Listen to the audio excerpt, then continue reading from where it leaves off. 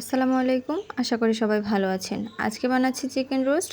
আর chicken roast বানানোর জন্য প্রথমেই চিকেন পিস নিয়ে নিব এবং তাতে 2 টুকরো লেবুর রস, সামান্য লবণ এবং কিছুটা মরিচের গুঁড়ো দিয়ে ভালোভাবে মেখে নেব। লেবুর রস দিলে চিকেনের গায়ে আষ্টে গন্ধটা আর থাকে না। চিকেন রোস্ট বানানোর জন্য আমি রাঁধুনি রেডিমিক্স রোস্ট মশলাটি নিয়েছি, সাথে টক দই এবং সামান্য পানি দিয়ে ভালোভাবে মিশিয়ে নেব মশলাটি।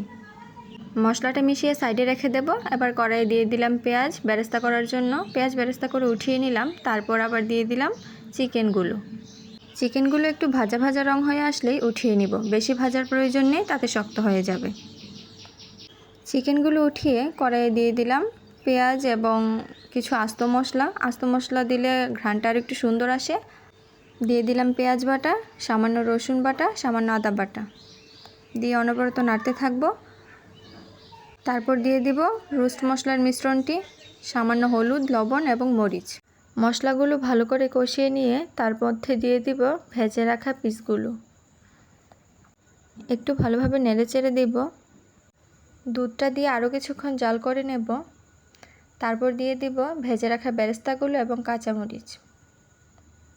তারপর আরও কিছুক্ষণ জাল দিয়ে উঠিয়ে নেব।